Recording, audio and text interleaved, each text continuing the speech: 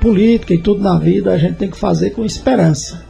Mesmo num momento de luta, de crise, de dificuldade, agora mesmo a gente vem atravessando aí 7 anos de seca, mas o sertanejo tem esperança que Deus resolva, que venha. Então a esperança ela está sempre presente no consciente das pessoas. Quando se trata da política, eu não sei se é minha visão, mas acredito que não, é tanto que as pesquisas estão dando essa rejeição.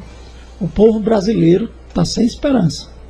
E com razão, porque esperar de onde? De quê? Né? Porque estamos praticamente no fundo do poço em todas as áreas. Você vai para a da segurança pública, o povo tá sem liberdade. Né? E não é apenas as grandes cidades, que antigamente a violência ela era das capitais, da grande cidade, da questão do tráfico do Rio de Janeiro. Hoje não, abriu o Zap de manhã, assalto no Divino, assalto não sei aonde, assalto não sei o quê.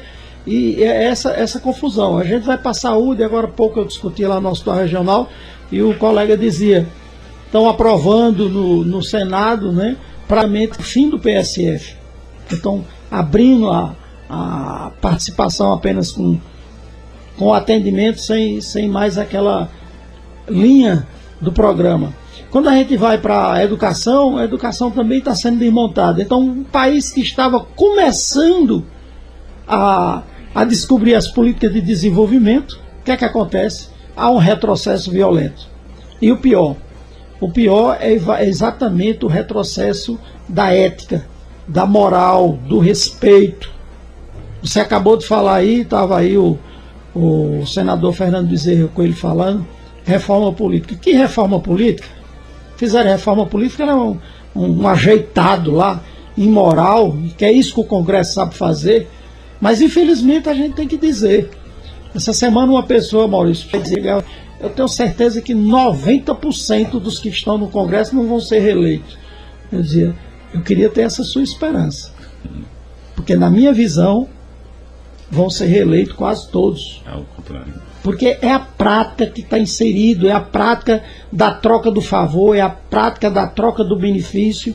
Né? Então a população carente, a população precisada, a população sofrida, aí chega aqueles mesmos atores, aqueles mesmos vetores, né?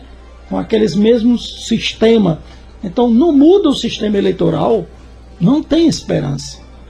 É preciso, e aí por isso que eu lhe parabenizei, é preciso que a população, como a gente dizia na época da ditadura militar, o povo vá para a rua. Então hoje a gente, contraditoriamente, Maurício,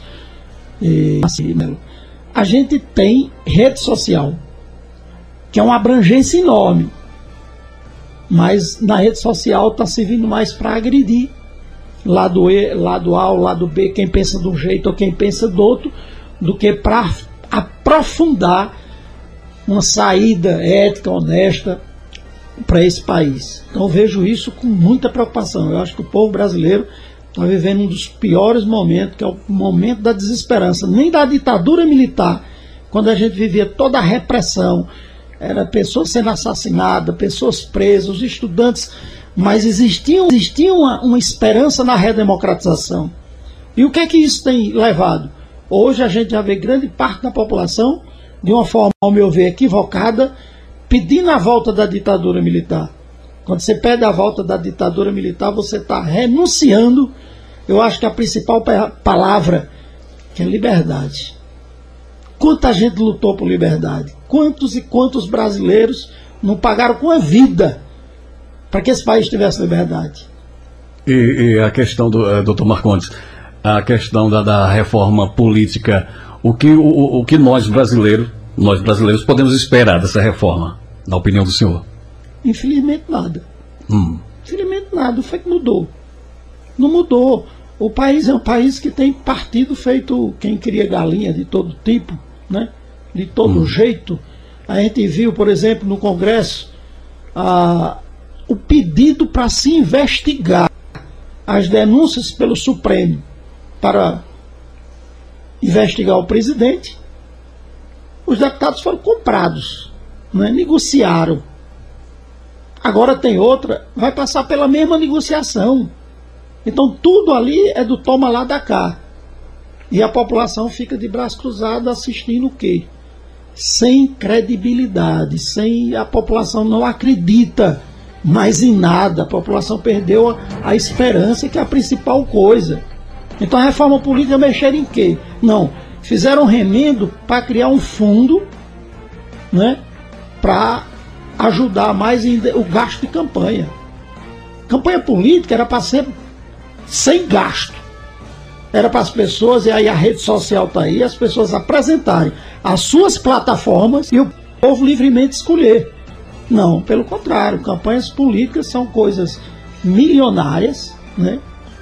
Agora, infelizmente, aí tem a parte também do pecado do povo, que o povo se ilude porque muitas vezes o povo vota pelo emocional, né? Não posso puxar para a política local, onde a gente pode dizer que Salgueiro está passando pelo estelionato eleitoral. Prometeram tudo, sem limites, sem o menor senso crítico, construir 50 creches. Como? Agora está em crise. E o ano passado não estava, e a crise todo mundo não já sabia, né? Mas era aquela coisa, é você prometer. Uhum. E as pessoas, muito desempregados, já com a crise do país, as pessoas são iludidas. E aí entram, aí fica, pô, eu não esperava, eu não sabia. Então, a gente precisa abrir o debate, uhum, com tranquilidade, sem agressão, sem paixonismo, sem essa história. Eu sou do Flamengo, pronto. Só presta para mim o Flamengo. O resto ninguém presta mais. Isso é futebol. Política não. Política a gente tem que discutir as coisas, não é com paixão, com razão, com serenidade, com calma, com aprofundamento. Então é por isso que o Brasil está nessa situação. Doutor Marconi, como o senhor vê a política aqui em Pernambuco? Fernando Bezerra disse que Pernambuco desacelerou, né, aqui o estado de Pernambuco, e que na política de segurança pública tem acontecido uma falta de rumo, ou seja, a violência triplicou em Pernambuco. Como o senhor vê do ponto de vista aqui de Pernambuco? Primeiro, eu descredencio totalmente esse nobre senador que colocou isso, porque ele participou de todo o processo. Uhum. Então agora ele queria dizer isso... Fez parte do mesmo time, né? Não, do governador do estado. É falta de coerência política. Se aliou ao governo Temer, aí está vendendo, como se diz na linguagem, a alma do diabo, né? Aí já vem com esse discurso de retórica. A violência pipocou no país todo. Verdade. Não é uma questão de Pernambuco. Pernambuco também. Então Pernambuco, como Eduardo tinha criado o Pacto pela Vida, e vinha dando uma repressão muito grande, ele era o único estado do Nordeste que tinha conseguido estabilizar a violência, mas não tinha curado o mal. O mal é a desestruturação da sociedade. É a falta, por exemplo, você que participa do movimento católico profundamente, é por aí. Mas um dia desse eu estava dizendo para o rapaz, o Brasil é um país onde as pessoas são muito mais, eu acho que o país do mundo em que mais tem pessoas ligadas às religiões. Isso. Eu acho que praticamente 98% da população nossa tem credo. Verdade. E por que a igreja não está resolvendo isso? Por quê? Porque desmoronou a estrutura da família. A situação da violência é muito mais grave.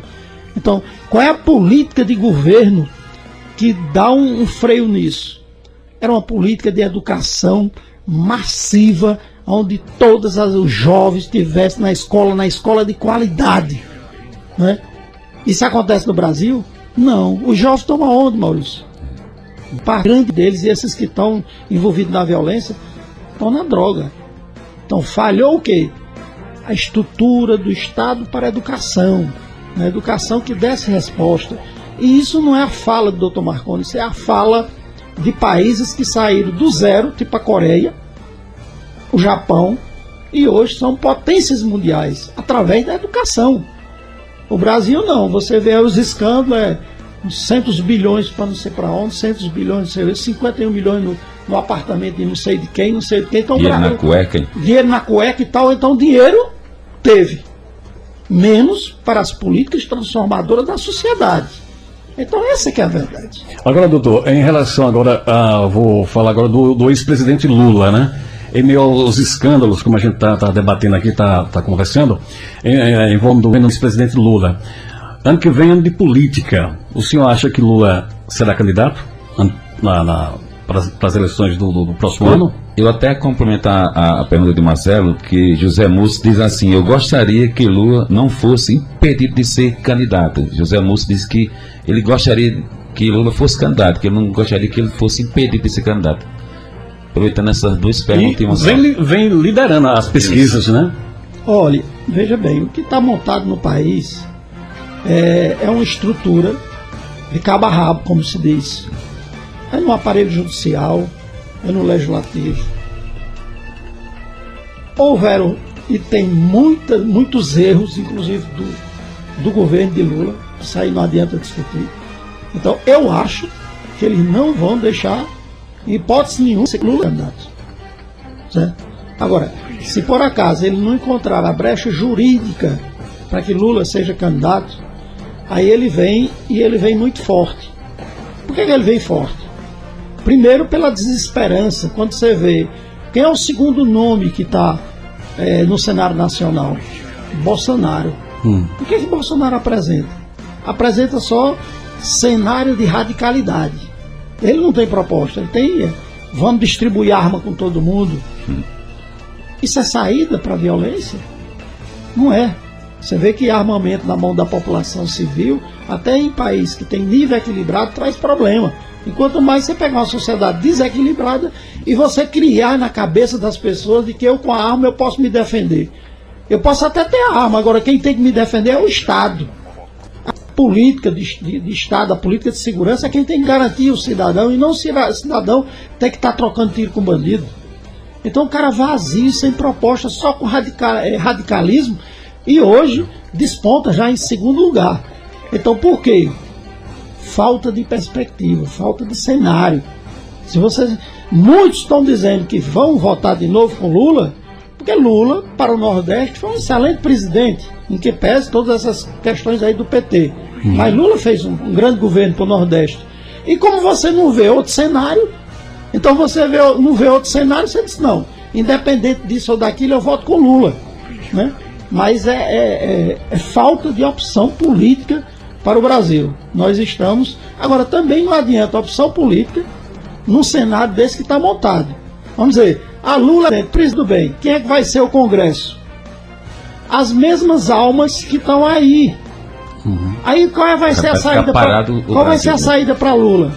Ou ele forma um mensalão, não sei o que, um chatinho, não sei o que, ou ele não vai governar. Vamos ser claros. Então o que é que adiantou? Não adianta nada. E nesse sistema serão todos os outros candidatos. Não adianta, não, vamos votar em alguém que seja ético, alguém que seja honesto, tudo bem. Mas na hora de você votar no deputado, você vai votar em que deputado, em que senador? Não, vota no que trouxe a perfuratriz, no que trouxe a barragem, no que trouxe não sei o que, uma ditadura, não sei o que, e os caras se elegem. E aí depois, para a população assistir tudo que nós estamos assistindo nesse Congresso Nacional, e que é mais grave. A gente tem lá no Congresso Nacional uma voz, que é a de Creuza Pereira, isolada. Até quando chega nesse momento, retorna o titular para ela nem votar. Que é uma imoralidade. Você tem 5 ministros que são deputados. Toda votação, esses 5 retornam, né? Porque o voto já está garantido, e o outro não tem voz. Então, ou muda radicalmente essa representação no Congresso, ou o eleito presidente não muda muita coisa, independente de quem seja. Agora voltando, aliás, falando agora da nossa política local, né? Eu começo fazendo aqui 2 perguntas em uma para o senhor. Né? O senhor ficou 8 anos como prefeito, né? Eu pergunto, qual foi a sua maior alegria, né, à frente da prefeitura? E qual foi a sua maior decepção? Tipo, algo que o senhor gostaria de ter feito, mas não conseguiu. Veja bem, nós tivemos muita alegria. A gente construiu um governo, já acompanhando as administrações de Dona Creuza, de construir a cidadania, porque é isso que eu acredito. Então nós avançamos muito em vários setores, nós valorizamos o servidor, a gente investiu bastante na saúde, deixou quase que a estrutura de saúde toda própria, tivemos uma queda muito grande na mortalidade infantil, fomos diversos prêmios, mas o que sempre me agradou foi os resultados na educação, de você poder ter 100% das crianças a partir de 4 anos na escola, entendeu? E começar uma política, que é a política também fundamental na educação, que é a política de creche. Então, eu lhe digo que a maior frustração foi não ter conseguido deixar 100% das nossas crianças com a educação de creche. Porque só aí você começa a alterar a estrutura socioeconômica e política da cidade, quando você tem todas as crianças com direito a ter uma educação transformadora, uma educação que iguale as oportunidades do filho do rico e do filho do pobre. Porque a grande negação hoje para o filho do pobre não é só a questão da alimentação, do emprego do pai, que isso também influencia, mas é a política pública, que é direito do cidadão de educação. Se ele tivesse uma educação de qualidade, então o que eu me frustro, mas eu sabia que isso a gente não conseguiria, pelas limitações econômicas, não da crise, mas do modelo brasileiro, era que todas as nossas crianças, a de 4 anos eu consegui, mas a de creche eu não consegui. A gente avançou muito, deixou, por exemplo, uma creche modelo, que é a Letícia, lá do Divino, que por sinal já tem muitas queixas, né? E as outras 2 creches a gente conseguiu incorporar e deixamos mais 3 em construção. Mas era para ter conseguido deixar 100% da criança de creche na sala de aula. Veja bem, a participação legislativa, o que é que acontece? O legislativo, ele não é para estar dando remédio a ninguém, não é para estar pagando a festa de ninguém, não é para estar fazendo as ações, é para estar fiscalizando e passando ideias novas para a administração. Então o que é que faz as administrações? Por exemplo, o que é que tem feito o Temer no Congresso Nacional? Comprou uma bancada grande, né, de mais de 340 deputados, porque aí ele tem os 2/3, aí a partir dali ele começa a administrar como se diz, de ladeira abaixo. Ele aprova tudo que quer, ele aprova a reforma da Previdência, a reforma trabalhista, ele tem de ser investigado e por aí vai. Então, basicamente aqui nós elegemos 6, né? Perdemos 1, ficamos sem, o governo ficou com os 2/3. Então a bancada do povo tem exatamente utilizado o que lhe tem espaço, que é a comunicação, não para agredir ninguém, não tem necessidade de agressão, tem necessidade, é para denunciar. A quantidade de coisas que a gente está vendo, nós estamos começando no mês de outubro, já partindo para metade do mês de outubro, é brincadeira você não ter a licitação do resíduo sólido, que é o lixo, da merenda escolar, do transporte escolar, quase 1 ano de governo, e a gente tinha deixado isso com licitações que poderiam ser renovadas até por 5 anos, então não foi renovada, não foi feita a nova licitação, está tudo em contrato precário, né? Em outras cidades já tem prefeitos que foram caçados por conta disso.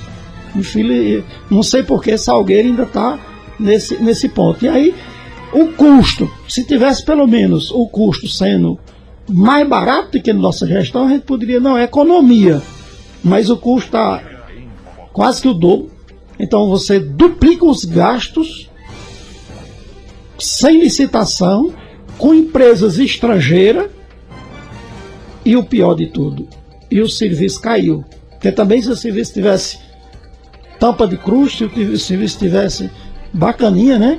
Aí você ficava calado. Mas o serviço todo dia, o que a gente vê, crianças deixando de ir. Uma semana, Maurício, uma criança sem ir à aula.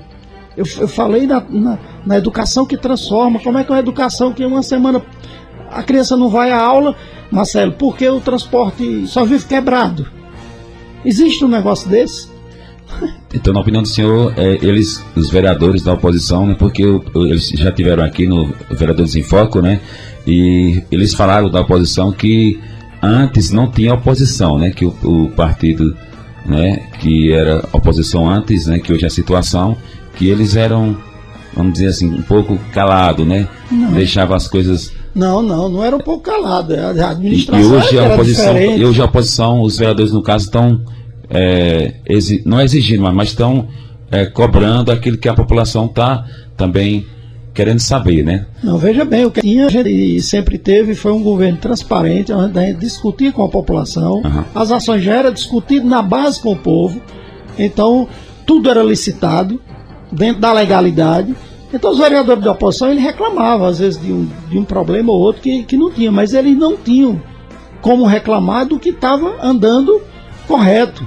Por exemplo, eu lhe pergunto, me cita uma obra do atual governo nesses 10 meses já de gestão, me cita uma ação nova, não é nem obra, tudo bem, está crise, um programa novo, uma ação nova que veio inovar. Não, porque o atual gestão, ele não está conseguindo nem manter.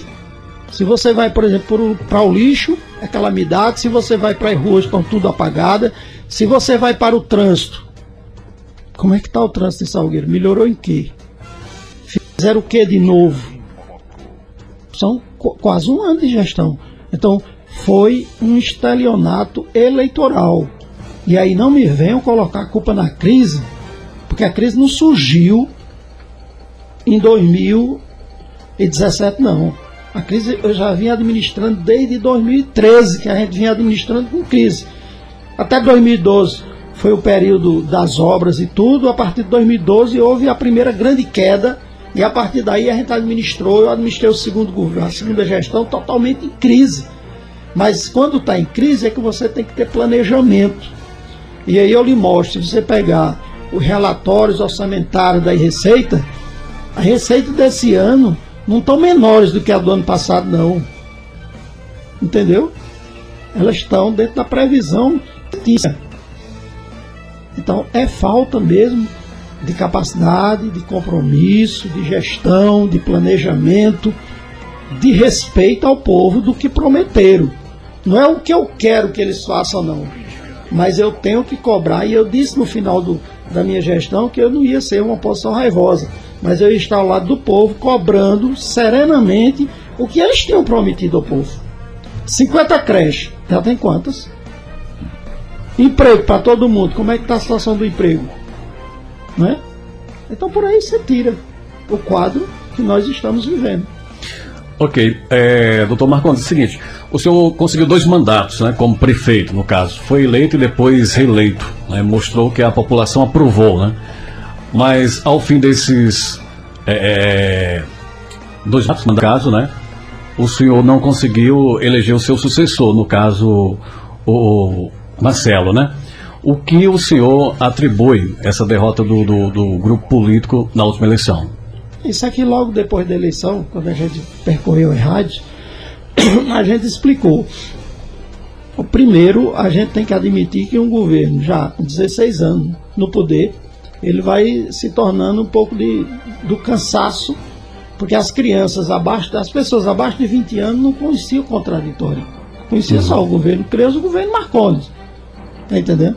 Então, a juventude, por exemplo, foi massificada uma ideia de que podia fazer festa de todo tipo, trazer tudo quanto era de cantor, e foi uma das faixas da população que foi ludibriada, né?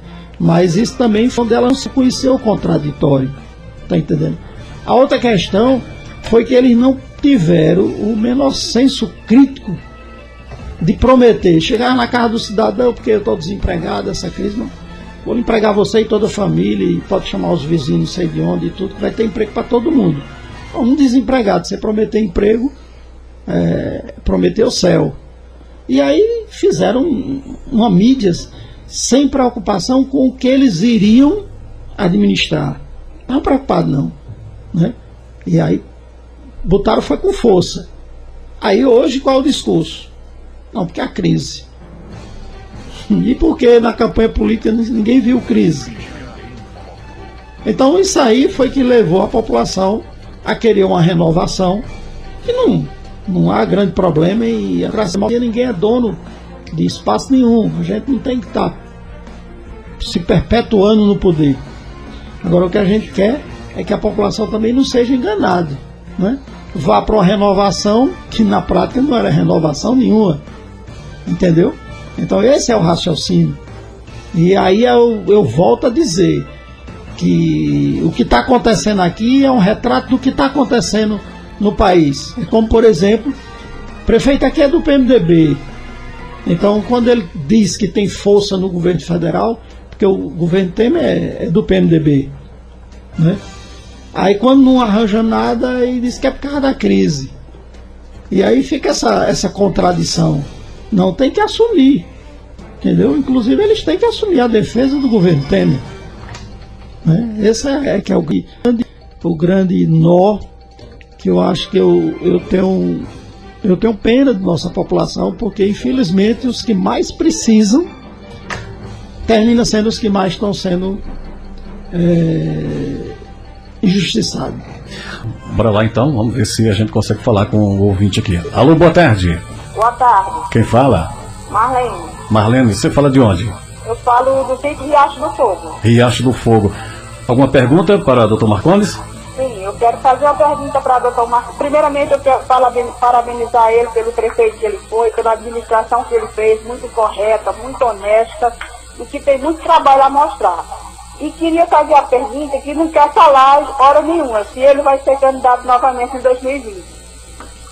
Ok, essa seria a última pergunta. Verdade, a gente aproveita essa mesma pergunta assim, em 2020 ou ano que vem também, ano que vem, 2018, né? Para deputado estadual, federal, não sei. Quando a gente anunciou aqui, doutor Marcondes, o pessoal já foi a primeira pergunta, né? Quais serão, até a gente reformulou aqui uma pergunta, quais serão os próximos passos políticos, pelo menos que o senhor pensa em um futuro médio a prazo, no caso já ano que vem, a eleição para deputado federal, estadual, e aí, doutor? Veja bem, primeiro eu quero dar um abraço em Marlene, minha amiga Marlene, muito obrigado, meu anjo. Segundo é o seguinte, eu nunca fiz política com profissionalismo, de dizer, não, tem que seguir carreira, tanto que eu disputei realmente 5 eleições, mas as 5 eleições eu venci, mas eu podia até ser candidato antes, e posso até ser candidato depois, mas não existe na minha cabeça essa obrigatoriedade de ter que ser candidato. Eu acho que o grupo político é quem defende, né? O que me preocupa hoje é exatamente essa falta de expectativa, essa falta de esperança na cabeça do povo de Salgueiro e do povo brasileiro. Então eu não queria também que a única esperança fosse Dr. Marcondes é candidato, vou votar nele. Não, Dr. Marcondes pode vir a ser candidato, mas dentro da construção de uma base de debate, né? Candidato por quê? Não só porque já foi, tem que ser. Tudo bem, já foi, tem experiência, mas porque já foi não tem que ser. Agora, se o conjunto acha que tem que ter essas bandeiras, que tem que ter essa linha, que tem esse campo que pode ser avançado, eu não fujo à luta como Dona Creuza nunca fugiu, tá entendendo? Mas não é a necessidade de ser candidato. Eu acho que tem muitos nomes e a gente tem que defender propostas, tem que defender bandeiras, tem que defender transformação da sociedade e não o profissionalismo da política, como muitos querem, né? E querem se perpetuar no poder. Nós aqui agradecemos mais uma vez, queremos parabenizar a ideia de vocês. Eu acho que precisa mesmo, é um grande trabalho. Não é apenas um programa para ser uma sala de denúncia, mas necessariamente um programa para ser uma sala de construção de uma sociedade dentro do real, do ético, né? Da bandeira ética que se é, quando você, principalmente quem é cristão, você é cristão e defendendo as coisas erradas que não são éticas, então isso a gente fica muito feliz. Todas as vezes que vocês precisarem ou quiserem, eu estarei sempre aberto. Inclusive Marcelo tinha dito, o senhor quer que os assuntos sejam pré-agendados? Não, Marcelo, pode. Eu sempre fui para junto do povo discutir, não tem problema, a gente sempre está aberto a todas as indagações. E eu fico muito feliz. Lhe digo que eu saio daqui maior do que eu cheguei. E muito feliz porque vocês estão abrindo uma discussão, como dizia o saudoso Marcos Freire, sem ódio e sem medo. para que nosso povo possa criar esperança. Saio daqui maior do que eu cheguei. E muito feliz porque vocês estão abrindo uma discussão, como dizia o saudoso Marcos Freire, sem ódio e sem medo, para que nosso povo possa criar esperança.